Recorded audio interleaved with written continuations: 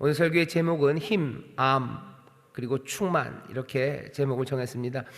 제목 세 가지가요, 지금 바울이 에베소 교인들을 위해서 기도하고 있을 때 구하는 내용입니다. 힘을 구해요. 그리고 알을 구합니다. 그리고 충만을 구합니다. 그래서 그냥 그 구하는 것 세 가지를 좀 더 기억하기 쉽게 힘, 암, 충만이라고 적어 놓은 겁니다. 오늘 본문은 바울이 드리는 기도입니다. 바울이 기도해요. 에베소 교회를 위해서 간구합니다. 그게 14절부터 19절까지 말씀이고요. 20절, 21절은 하나님을 향한 찬송이죠. 영광의 노래를 바울이 20절, 21절에서 부릅니다. 기도하고 나서 기도의 끝에 영광의 찬송이 붙는 건 나쁘지 않아요. 그리고 또 그렇게 되어 있습니다. 제일 유명한 게 주기도문입니다. 마태복음 6장에 있는 주기도문, 누가복음 말고요, 마태복음에 있는 주기도문을 보면 여러분들 그 괄호로 있는 나라와 권세와 영광이 아버지께 영원히 있사옵나이다 아멘, 그게 이렇게 괄호로 들어가 있죠. 그게 아마 다음번에 금요 철야 시간에 더 자세하게 설명하고 또 말씀을 나누겠지만 그건 찬송입니다. 주기도문이 앞에 7가지는 다 간구예요. 이렇게 해주시기를, 이렇게 해주시기를, 이렇게 해주옵소서, 해주옵소서 하고 하나님, 하늘에 계신 아버지께 구하는데요, 제일 마지막에 나라와 권세와 영광이 아버지께 영원히 있나이다라는 것은 찬송입니다. 간구하는 기도 뒤에 찬송을 붙이는 이유는, 그리고 그렇게 하는 것은 어쩌면 생각의 자연스러운 흐름입니다. 우리가 그렇게 어쩌면 거대한 것들을 간구할 수 있는 이유는요, 그 찬송의 내용처럼 하나님이 은혜가 많으시고 하나님이 능력이 많으신 분이시기 때문에 우리가 간구하는 겁니다. 하나님 앞에 구하고 그래서 찬송하는 것, 그것이 자연스럽습니다. 오늘 여기 바울의 기도도 마찬가지예요. 14절부터 19절까지는 하나님 앞에 구하죠. 에베소 교인들을 향해서 정말 그들을 위해서 하나님 앞에 간구하며 구하고, 그리고 20절, 21절에서는 영광의 찬송을 하나님 앞에 올려드립니다. 오늘 우리는요 14절부터 19절까지 바울이 간구하는 기도의 내용까지만 좀 더 살펴볼 거고요, 영광의 노래 20절 21절은 다음 주에 할 겁니다. 그래도 한 번에 14절부터 21절까지 읽습니다. 왜? 이게 한 호흡이라고 생각하기 때문에 그래요. 기도 그리고 찬송이 한 덩어리로 지금 쏟아져 나오고 있습니다. 바울이 뭐라고 기도하나 먼저 보시죠. 그리고 바울의 기도를 보기 전에 이 바울의 기도가 좀 특별한 것 하나를 설명을 해야 합니다. 왜냐하면 보통 바울이 쓴 서신서, 바울뿐만 아니라요, 거의 모든 서신서는 앞에 기도로 시작합니다. 감사의 기도로 시작할 때가 많아요. 에베소서도 마찬가지죠.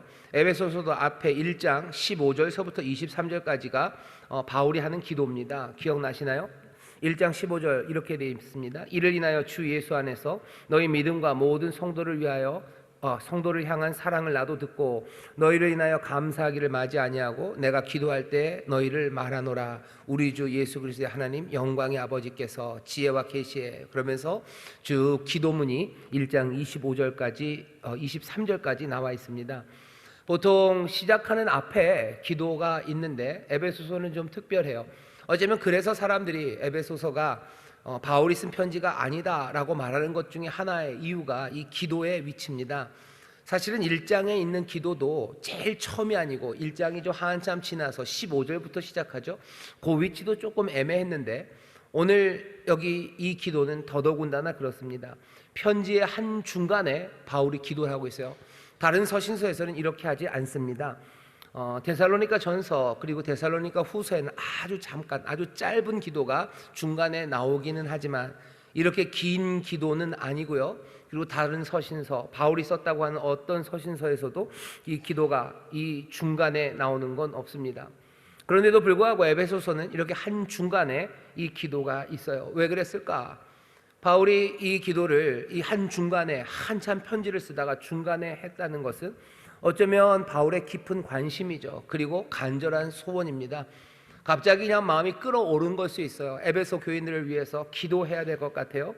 그러니 기도를 집어넣는 거고, 또 하나는 여기 1장부터 3장까지가 에베소서가 아주 균형이 잡혀 있습니다. 앞에는 뭔가 좀 신학적인 설명이에요. 뒤에 4장부터 6장까지는 어떻게 살아야 되는지에 대한 아주 구체적인 실천적인 것이 붙어 있습니다. 그러니 신학적인 내용과 권면을 잊기 위해서 그 읽는 가교로서 기도 한번 하고 넘어가는 거죠. 가르침이 마무리되면서 기도를 하고 이제는 이렇게 살아라라고 권면하기 시작할 거예요. 그래서 그 한중간에 기도를 끼워 넣은 것일 수 있습니다. 뭐가 됐든지 간에 이 기도는 그래서 아주 특별한 기도예요. 뭔가 하나님의 말씀을 듣고 이제 어떻게 살아야 되는지 구체적으로 나아가기 전에 기도로 한번 마무리를 하는 것일 수도 있고, 아니면 권면하기 전에 이제 기도로 권면을 시작하는 자리일 수도 있습니다. 뭐가 됐든지 기도는 지금 아주 중요한 자리에 지금 여기에 있습니다.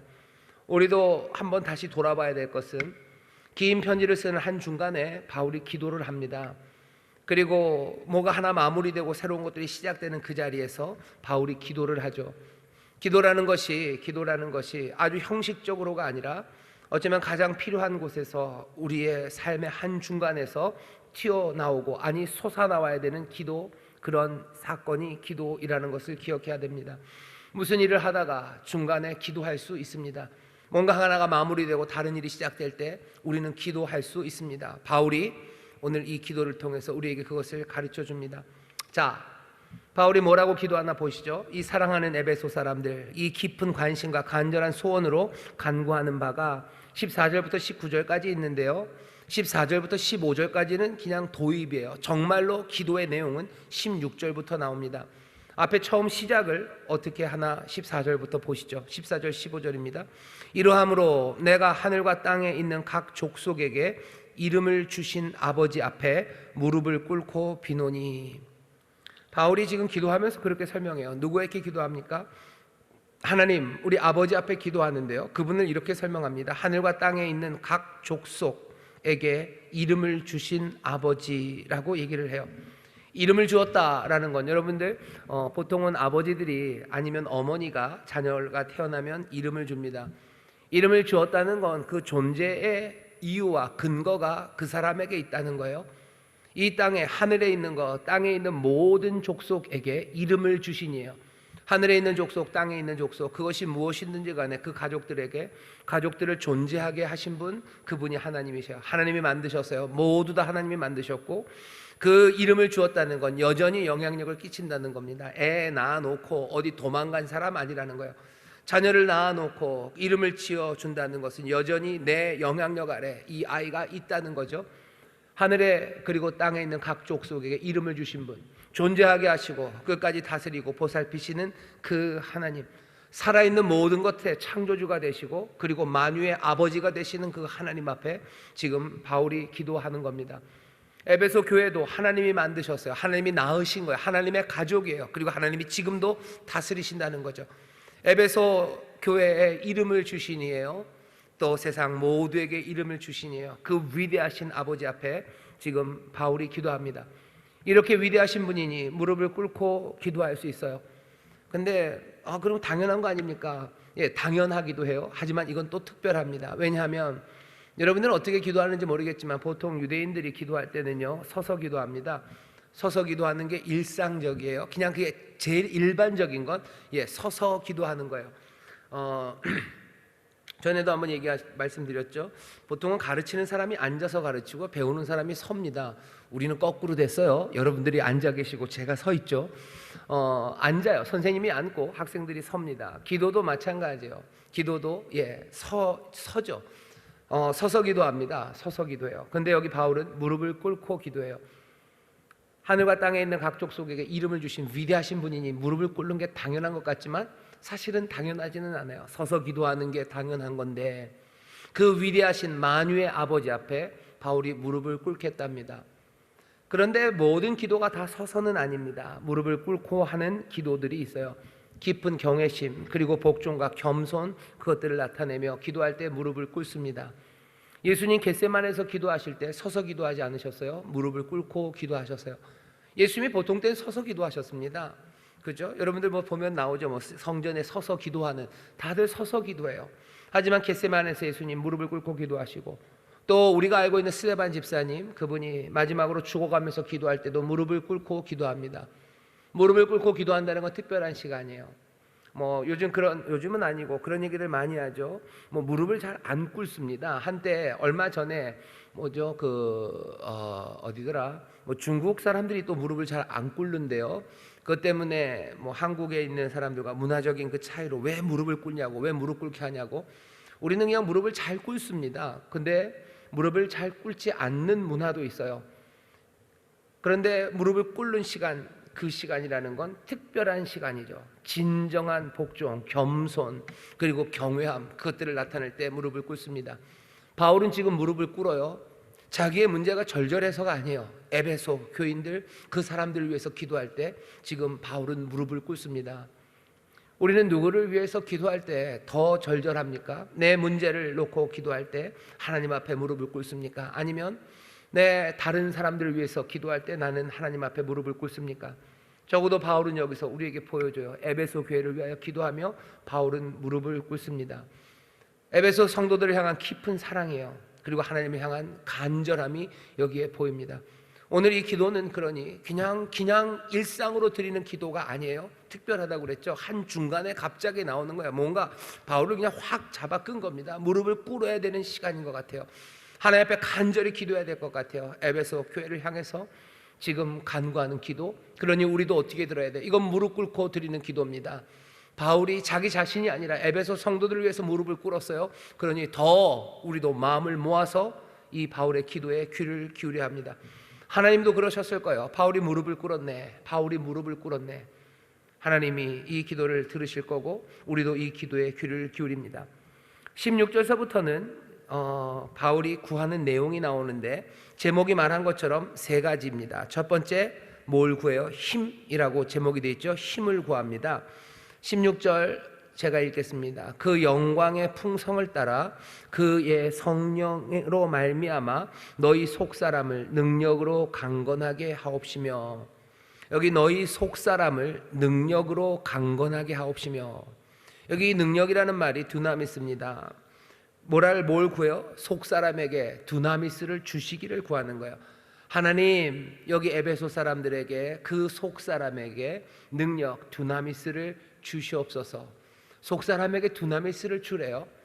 나머지 긴 이야기들이 나오지만 사실은 여기 있는 이 한 문장을 뭐 이렇게 저렇게 더 설명하고 그 결과들을 또 말해주는 좀 긴 문장 하나가 붙어 있는 거예요. 하지만 여기 16절서부터 여러분들이 쭉 읽어가는 몇 절까지냐면요, 17절까지 16절 17절이 몽땅 다 그냥 하나의 절입니다. 힘을 주시기를 기도하는 거예요. 힘을 주시는데 어디에게요? 속사람을 강건하게 한대요. 속사람이 뭡니까? 속사람, 여러분 속사람은 시간이 많지 않네요. 그냥 마음이라고 생각하시면 돼요. 마음이에요. 마음, 그 심령입니다. 속사람 마음에 힘을 주시기를. 내 마음에 힘이 있어야 돼요. 에베소 성도들은 마음에 힘이 있어야 됩니다. 그리스도의 몸으로 세워지기 위해서 마음이 강건해야 합니다. 왜? 도덕적으로 문란한 사회에서 살아가요. 거룩한 삶을 살기 위해서는요, 마음에 힘이 있어야 내가 그렇게 살아갑니다. 악한 영들과 맞서 싸우기 위해서도 힘이 필요합니다. 그리고 그 힘은 성령을 통해 우리에게 주어집니다. 성령을 통한 그 마음의 힘이 우리로 하여금 두려움 없이 그리스도를 증거하게 하고 고난과 핍박 가운데도 그 말씀대로 살아가게 합니다. 마음에 힘이 없는 사람이 얼마나 많은지 몰라요. 마음이 훅훅 무너지는 거죠. 그냥 무기력하게 살아가는 거죠. 그냥 믿음으로 달려나가야 되는데 그냥 주저앉아 버려요. 그리고 뭐라고 생각하는 거예요? 그냥 인생이 그런가 보다. 아니, 나는 약한가 보다. 내는 약하고 원래 인간은 본래 약한 건가 보다 하면서 스스로 위로하는 거죠. 뭐 그런 거지. 사람의 마음이라는 게 그렇게 갈대 같은 거지. 내 마음이 연약한 거지. 이렇게 험악한 세상에서 내가 뭐 제대로 할 수 없지라는 말들을 하는데, 그러니 바울이 기도하는 거야. 그 속사람, 그 마음을 강건하게 하시라고, 그들의 마음에 두나미스 힘을 주시라고, 정말로 흔들리지 않는, 어쩌면 오히려 세상을 다 무너뜨릴 만한 힘을 그 마음에 주셔서 그 든든한 강함으로 살아가게 해달라고 지금 에베소 교회를 위하여 바울은 무릎을 꿇고 하나님 앞에 간구하는 바입니다. 이 기도를 오늘 세 가지, 힘과 암과 충만을 구하는 기도를 우리가 들으면서 해야 되는 건 두 가지예요. 하나는 우리도 바울처럼 우리 자신을 위해서 뿐만 아니라 우리 성도들을 위해서, 아니면 또 다른 교회의 성도들을 위해서, 이 땅의 그리스도인들을 위해서 이 기도 같이 할 수 있어요. 아니, 해야 합니다. 주여 이 땅에 있는 성도들의 그 마음에 그 속사람을 힘을 주시라고, 그래서 강건하게 하시라고, 그래서 이 도덕적으로 문란한 사회에서 핍박 많고 고난 많은 세상에서 두려움으로 우리를 싸매고 그리고 찍어 누리려는 세상에서 눌리지 않고, 그래서 무기력하게 쓰러지지 말고 그 마음이 강건하여서 주의 말씀대로 살아가 달라고, 성도들을 위해서, 교회들을 위해서, 우리를 위해서 이 기도해야 합니다. 이 기도를 따라서 기도하는 게 우리가 이 말씀을 따라서 할 수 있는 첫 번째요. 두 번째는 뭐냐면 이 기도의 내용을 따라가면서요, 우리의 영적인 상태를 이 기도에 비춰봐야 됩니다. 우리의 속마음은, 우리의 속사람, 우리의 마음은 얼마나 강건한가죠. 우리의 마음에는 얼마나 힘이 있는가, 우리의 영적인 상태를 돌아보아야 합니다.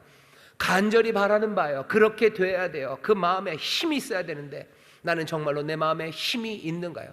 내 속사람은 강건한가? 내 속사람은 힘이 있나? 그것들 살펴보아야 합니다. 어떻습니까? 여러분들의 마음, 속사람은 힘이 있습니까? 힘 대신에 오히려 무기력함으로 살아가는 사람들이 얼마나 많습니까? 무기력함으로 살아가면 어떻게 되는지 아셔요? 세상에 믿지 않는 사람들과 별 차이가 없습니다. 내 마음에 믿는 바는 있어요. 아, 그래, 내가 말씀대로 살아야지. 하지만 내 마음이 너무 약해요.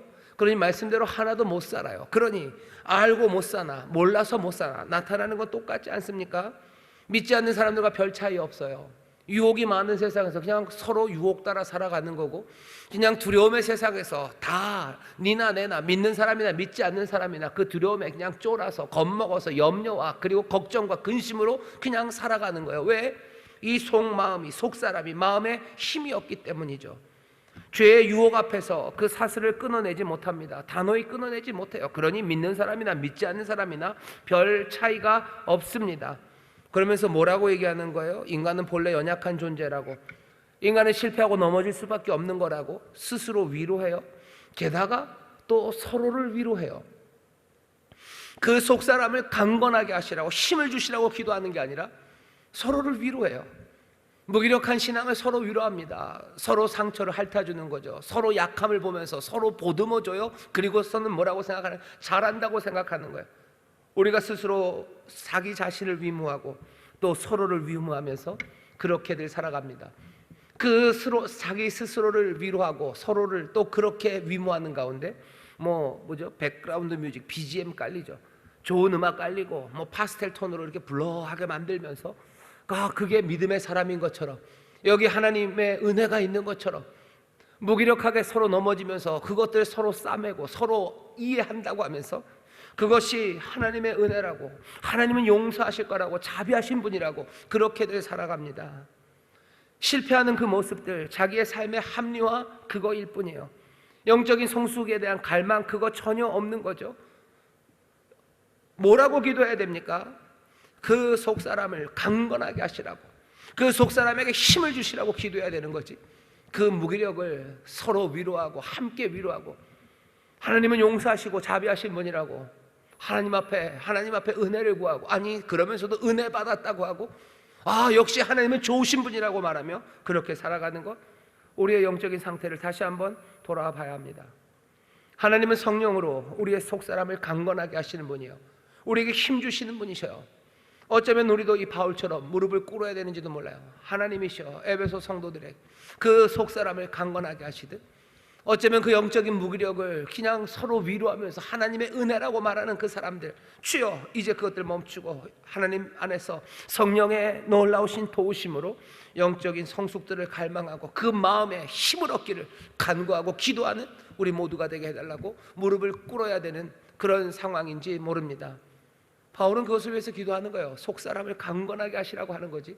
이 연약한 사람들 그렇게 넘어지고, 그래서 세상과 도대체 구별 없이 살아가는 그 사람들을 불쌍히 여기시라고, 용서하시라고 지금 그렇게 기도하고 있는 거 아닙니다. 첫 번째 힘을 구하는 기도는 더 이어져요. 뭐라고 이어지냐? 믿음으로 말미암아 그리스도께서 너희 마음에 계시게 하라고 힘을 주시래요. 그리고 그리스도께서 너희 마음에 계시게 하옵소서. 이 사람들 마음에 주여 함께하여 주옵소서라고 기도해요.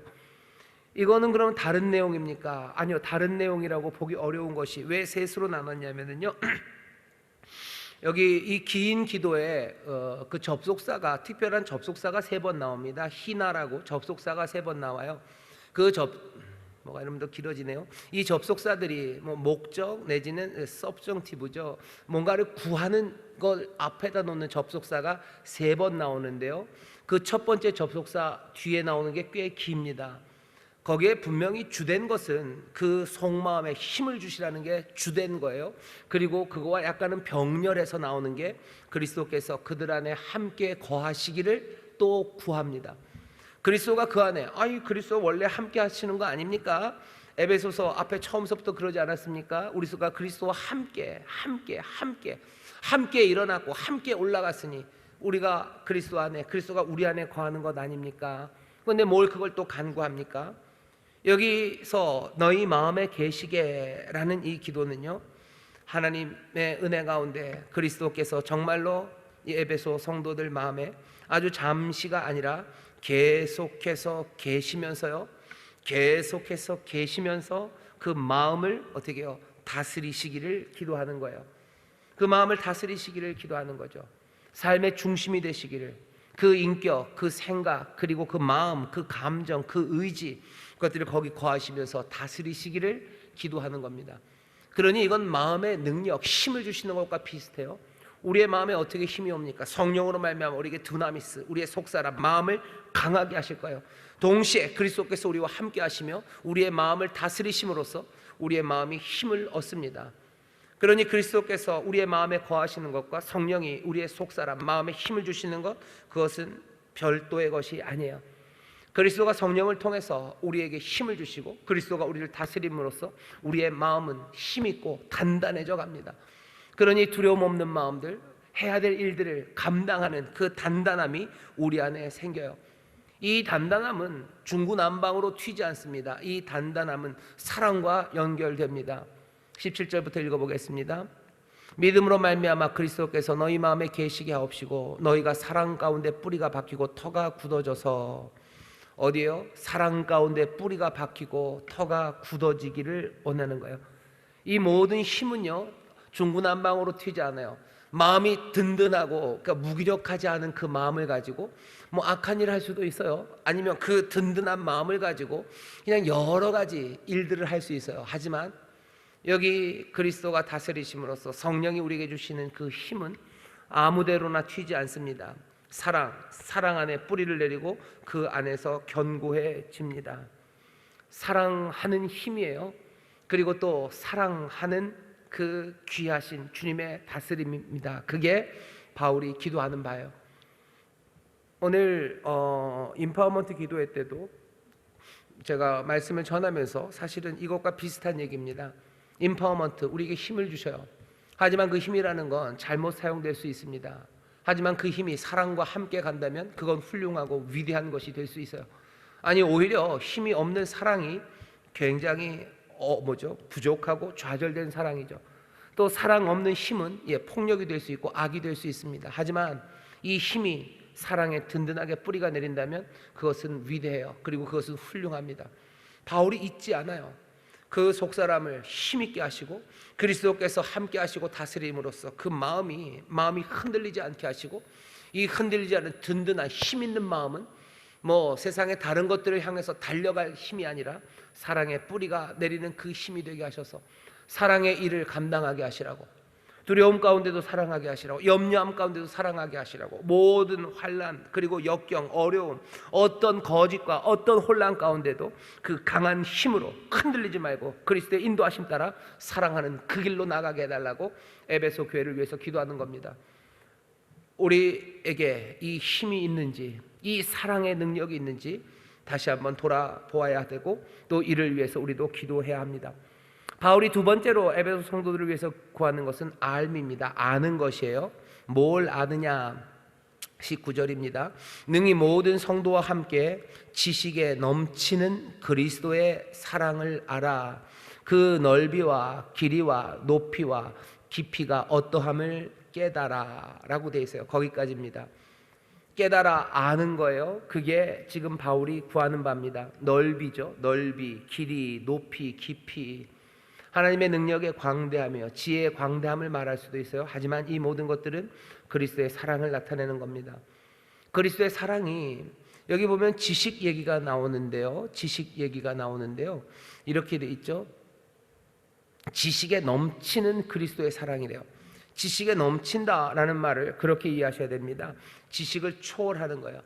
우리가 알 수 없어요. 우리의 아는 바를 뛰어넘는, 그것에 넘쳐버리는 그리스도의 사랑, 그 사랑을 알랍니다.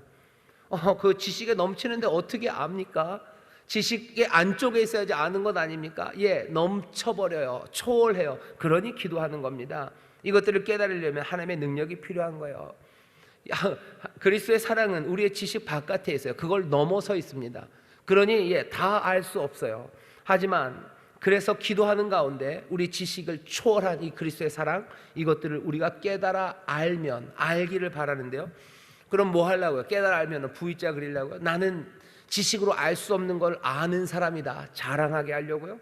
바울은 왜 이 알을, 우리의 지식을 넘어선 그리스도의 사랑, 그 사랑을 알게 해달라고, 그것을 알게 해달라고 기도합니까? 이 사랑을 아는 것이 우리로 하여금 지식을 더 충만하게 만들고 사람들보다 더 똑똑하게 하기 때문이 아닙니다.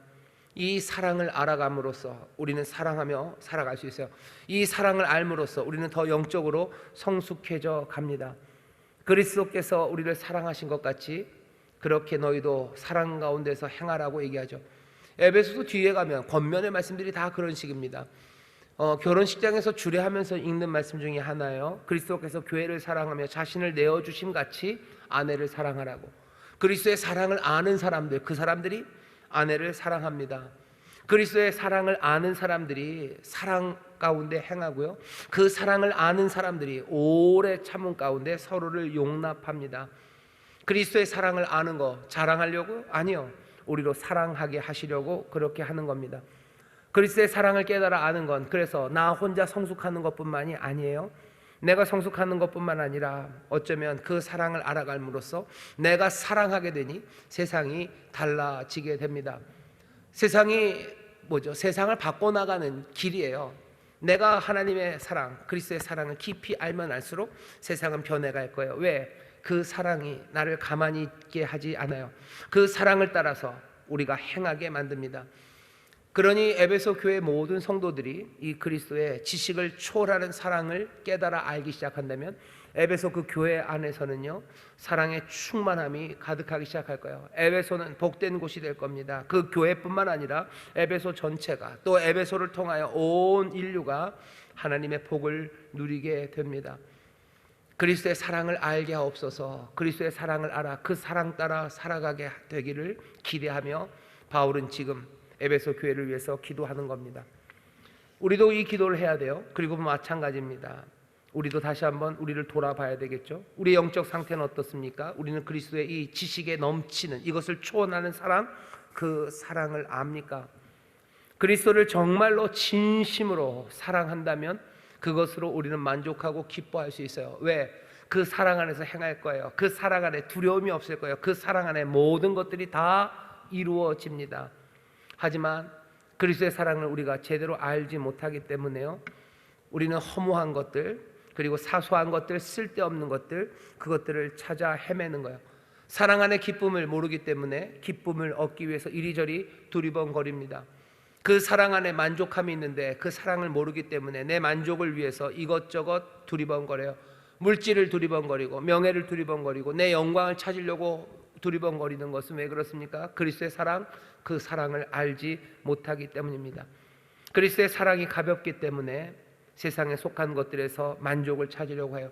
내 삶의 기쁨, 내 삶의 모든 필요한 올바른 변화들, 그것들은 그리스도의 사랑으로 충분한데 내 삶을 변화시키기 위해서 이것저것 이런 사람 저런 사람 이런 프로그램 저런 프로그램들을 따라갑니다. 교회도 좀 그렇죠. 교회는 무엇으로 충분합니까? 그리스도의 사랑, 그 지식을 초월하는 그 사랑을 알아가는 것, 그것으로 충분해요. 그 사랑을 따라서 그래서 우리가 살아가기 시작하면 그것으로 교회는 아무 문제 없습니다. 거기에 기쁨이 만족이 가득한데 그 사랑을 알지 못하니 다른 것에서 우리의 기쁨과 만족을 찾아가려고 하는 거예요. 교회가 다른 것으로 만족하려고 그러죠. 성도들이 다른 것으로 만족하려고 합니다. 그러니 바울이 기도하는 거예요. 에베소 교회 그리스도의 사랑을 알게 하옵소서. 그것이면 돼요. 그것이면 세상은 충분하게 변할 수 있어요. 우리도 다시 한번 이 사랑을 알아가기를 위해서 기도하고, 우리도 그리스도의 사랑을 점점 더 충만하게 알아가서 다른 것에 목말라 하지 않고 이 사랑 안에서 만족하기 시작해야 합니다. 마지막으로 충만입니다. 바울이 에베소 교회를 위해서 기도하는 건 충만이에요. 19절을 읽겠습니다. 그 넓이와 길이와 높이와 깊이가 어떠함을 깨달아. 이제부터 시작입니다. 세 번째, 하나님의 모든 충만하신 것으로 너희에게 충만하게 하시기를 구하노라. 하나님의 모든 충만하신 것으로 라고 되어 있는데요, 여기 모든 충만하신 것으로 라고 읽기보다는 하나님의 모든 충만하신 데까지, 충만하신 데까지 라고 읽는 게, 그러니까 하나님이 자신의 모든 충만하신 것으로 우리를 충만케 하시는 게 아니라요, 하나님의 모든 충만하신 데까지 우리를 충만케 하시기를. 느낌이 좀 다르죠. 여기 앞에 있는 전치사 에이스가 좀 그런 뜻이기 때문에 그렇습니다. 이게 그러니까 움직임이에요. 하나님의 충만한 데까지, 충만한 데까지. 그러니 느낌은 이런 거죠. 하나님이 모든 충만하신 것을 다 가지고 계셔요. 하나님이 가지고 계신 충만함 중에 좀 어떤 것들로 우리를 좀 채워주셔요 라고 하는 게 아니라, 하나님이 우리를 채워주시는데 얼만큼? 하나님의 모든 충만하신 거기에 이를 때까지, 거기에 이를 때까지 우리를 채워달라고 기도하는 겁니다. 좀 너무 과감하죠. 너무 대범하죠. 아니 어쩌면 너무 뭐라 그럴까요? 조금은 건방지죠. 하나님의 모든 충만한 데까지 우리를 채우시라고? 그냥 하나님의 모든 충만으로 우리를 좀 채우시면, 필요한 만큼 채우시면 되는 거 아니에요? 근데 바울은 그냥 필요한 만큼 하나님이 가지신 그 충만한 가운데 우리를 좀 채워주시라고 기도하는 게 아니고요, 하나님의 그 모든 충만한 데까지 우리를 충만케 채우시라고 지금 기도하고 있는 겁니다. 너무 과해요. 너무 과해요. 어떻게 하나님의 그 완전함에 우리가 이르겠습니까? 그런데 가만히 보면요, 이런 기도가 여기만 있지는 않습니다. 우리가 에베소서를 조금 더 읽어보면 4장 13절에 보면요, 그리스도의 장성한 분량이 충만한 데까지 이른다.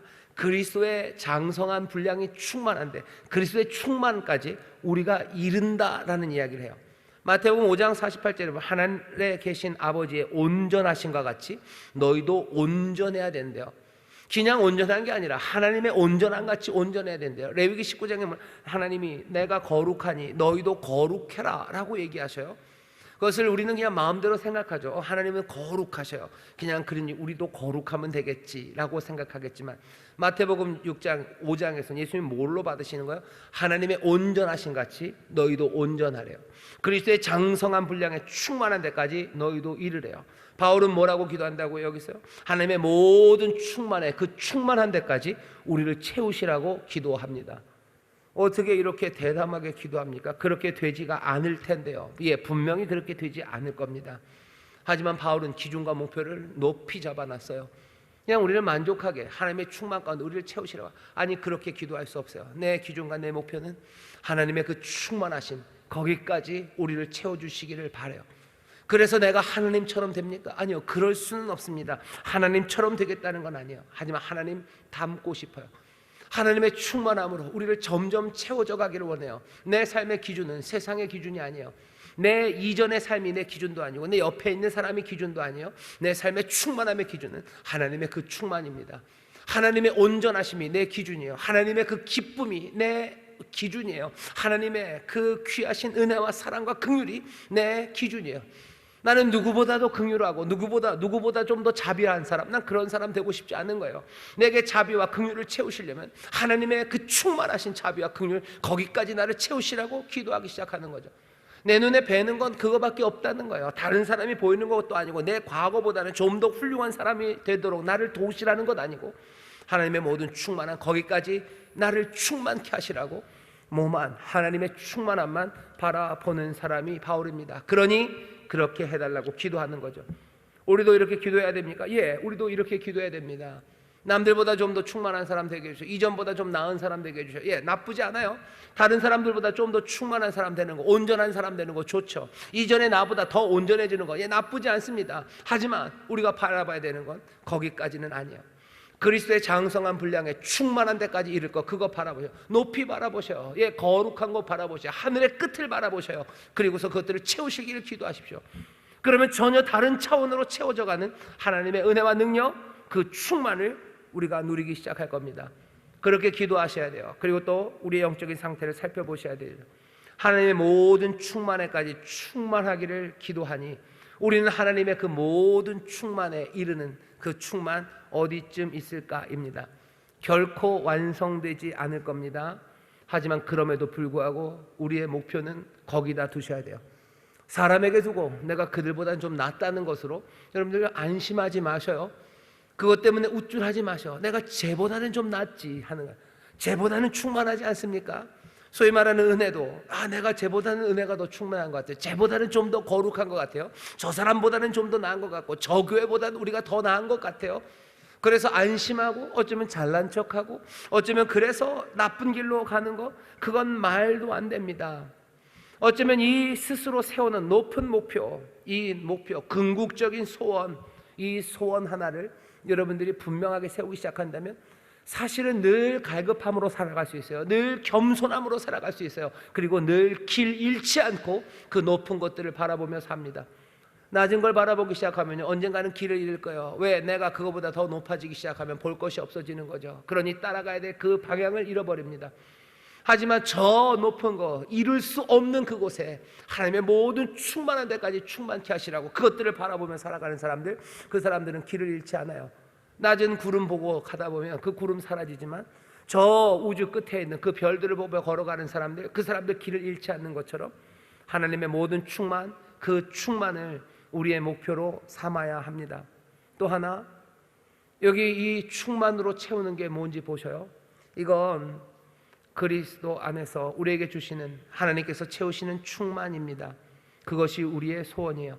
궁극적인 목적이 뭐라는 거죠? 목적은 하나님 우리를 채우시는 것, 그게 우리의 목적입니다. 세상의 것으로 충만해지려 하지 않아요. 내 것으로 나를 채우려고 하지 않아요. 그리고 또 뭔가 거룩하다고 말하는 교회 안에서의 무언가로 우리의 삶을 채우려고 하지 않습니다. 여기 보면 그렇게 돼 있죠. 채우시는데 정말로 하나님의 모든 충만하신 데 이르기까지 하나님이 그 자신으로 우리를 채워 가시는 거예요. 우리가 다른 목표들을 세우면서 즐거워하고 행복해야 될 이유는 없습니다. 어쩌면 가장 궁극적인 목적이 무엇인지, 하나님이 나를 채우시는 것, 그것이 내 삶의 목적인지, 그것이 교회의 목적인지, 그리스도의 장성한 분량까지 우리가 함께 자라가는 것, 그것이 목적인지 그거 보면 돼요. 우리가 자라가는 거죠. 우리가 채워지는 거죠. 그 목적 말고 다른 것들을 세우기 시작한다면 교회는, 그리고 성도들의 삶은 이상한 것이 되어버립니다. 교회가 이상한 목표들을 세울 때가 있어요. 이상한 소원들을 품을 때가 있습니다. 그거 가지고 되는 거 아니에요. 그거 가지고 되는 거 아닙니다. 이상한 목표들 세워요. 무슨 요즘은 뭐 어디 보니까 뭐 말도 안 되는 일들, 교회 앞에도 누구 와 계시던데 무슨 서명을 받는 거, 그것이 우리의 삶에, 그리고 교회가 해야 되는 궁극적인 목적, 그 서명지가 쌓여져 가는 것, 그것과 하나님 안에서 우리가 바라봐야 되고 소원해야 되는 것, 우리의 목적과는 상관이 없습니다. 사람들을 어쩌면 뭐 많이 모으는 것, 그리고 뭐 선교지가 많아지는 것, 아니면 선교의 사역이 뭐 아주 다양한 것, 그것이 우리의 궁극적인 목적이 될 수 없습니다. 정말로 궁극적인 목적, 무릎을 꿇고 하나님 앞에 구해야 되는 것은 하나님의 모든 충만한 그 충만에까지 우리가 충만해지는 것, 그것들을 바라며 나가는 거예요. 그 소원, 그거면 됩니다. 사람들은 다른 이야기 할지 몰라요. 이 교회가 아니요. 여기 오늘 바울이 무릎을 꿇고 기도하는 그 간절함의 기도의 내용이 뭐예요? 다른 거 구하지 않아요. 세 가지요. 힘, 암, 충만, 이거 구합니다. 무슨 전도를 많이 되기를, 아니면 뭐 여러 아주 다양하고 멋진 뭐 선교 프로젝트가 있기를, 그리고 세상 사람들에게 아주 합당한 박수 받을 만한 그런 사업들이 이 에베소 교회에 있기를, 그래서 사람들에게 칭찬받고 사람들이 부러워할 만한 그런 교회가 되기를. 그런 기도는 아무것도 없어요. 여기 구하는 바들은 굉장히 원색적인 것들입니다. 그리고 어쩌면 아주 궁극적인 것들이에요.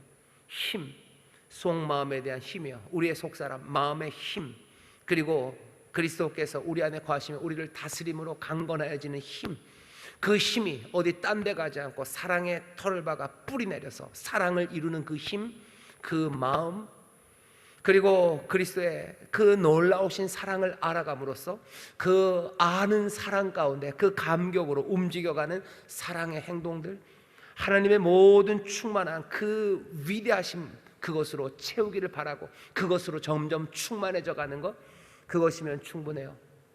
고난의 문제에 대해서도 얘기하지 않아요. 세상의 칭찬에 관해서도 말하지 않습니다. 이거면 된다고. 바울은 지금 무릎을 꿇고 하늘에 그리고 땅에 있는 각 족속에게 이름을 주신 그 하나님 앞에 무릎을 꿇고 기도합니다. 이것으로 됩니까? 예, 이것으로 됩니다. 이렇게 살아가는 삶은 어떤 삶입니까? 에베소서 1장부터 쭉 얘기해서요, 하나님의 찬송으로 서는 사람이에요. 하나님께서 포에마, 하나님 만드신 작품으로 살아가는 사람들이에요. 창세전부터 예배하신 하늘의 선물을 누리는 사람이에요. 성령의 능력으로 성령의 인치심을 받아서 그 기업이 되는 삶이에요. 만물을 충만하게 하시는 자가 충만 채우시는 그 복된 교회의 삶입니다. 그것이 우리에게 주신 비전이고 우리가 따라가야 될 길이고 우리의 영적인 상태를 확인할 수 있는 그 시금석이 됩니다. 계속해서 마음을 모으셔야 돼요. 그리고 이 말씀에 여러분을 집중하셔야 됩니다. 그렇다면 오늘 낯설교대로 하면요, 이 말씀은 불이 되는 거예요. 방망이가 되죠. 우리의 허망한 것들을 넘어뜨릴 거고 세워야 될 것들을 세우기 시작할 겁니다. 그렇게 떨리는 마음으로 할 수밖에 없죠. 남들은 다 저렇게 가는데 우리는 이걸로 됩니까? 예, 됩니다. 떨리는 마음으로 눈물을 흘리면서라도 내가 버려야 될 것들을 버리며 가야 할 이 길을 걸어가기 시작하고 바라봐야 될 것들을 바라보기 시작하고 걸어갈 때, 예, 거기에 능력에 불이 붙기 시작합니다. 거기에 정말로 다 이루었다 하는 하나님의 뜻이, 하나님의 선하신 역사가, 그 평강이 여기에서 시작됩니다. 우리가 세상에 평강을 던지는 거 아니에요. 평강은 이 땅에 하늘로부터 임합니다. 하나님의 은혜와 선물은 그렇게 임해요. 우리가 가야 되고 우리가 봐야 되는 것들을 또 분명합니다. 다시 한번 이 힘, 이 암, 이 충만을 기도하고 또 여기에 합당하게 하나씩 변화되어 가며 하나님의 평강을 누리시고 하나님의 자녀로서 그리스도의 몸으로서 그 귀하신 선물, 그 복된 삶을 모두가 다 함께 누려가시기를 주의 이름으로 축원합니다. 기도하겠습니다. 하나님, 우리가 교회로서 하나님의 사람들로서 정말로 우리의 신앙에 이루어져야 되는 변화들, 우리의 소원들, 우리의 목표들, 우리의 꿈들을 하나님, 세상이 왁자지껄 떠들어대는 것에 이리저리 팔려가지 말게 하시고 오래전부터 우리에게 전하셨던 이 진리의 말씀을 붙잡아 이 말씀대로 한 걸음 한 걸음 또박또박 걸어가는 하나님의 사람들 되게 하여 주옵소서.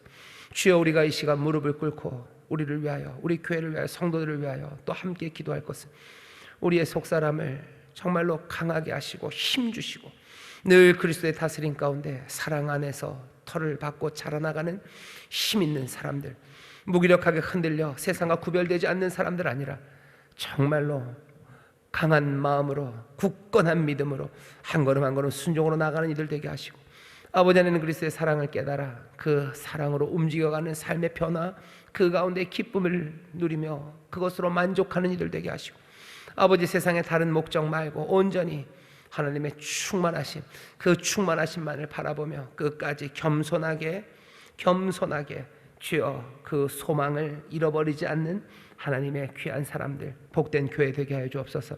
여기에 하나님의 선하신 뜻이 모든 족속들, 하늘과 땅에 있는 족속들의 이름을 주신, 만들어내시고 또 다스리시는 하나님의 은혜가 이 삶에 있는 줄 믿사오니 주여, 믿음으로 이 길을 걸어갑니다. 아버지 하나님이시여, 우리에게 채우시고 또 넘치게 하여 주옵소서. 감사드리며 예수님 이름으로 기도하옵나이다. 아멘.